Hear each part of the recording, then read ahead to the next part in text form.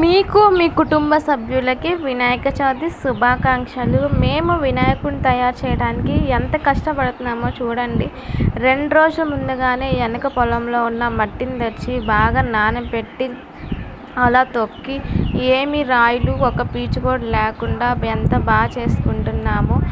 ఇంత బాగా చేసి వీడియో తీసి పెట్టినా కూడా ఒక్కళ్ళు కూడా లైక్ చేయరు, ఆ వీడియోకి సబ్స్క్రైబ్ చేయరు. అదే ఒక హీరోయిన్ అయినా మట్టిలో చేయబెట్టంగానే మిలియన్ కొద్ది వ్యూస్, లక్షల కొద్ది లైక్స్.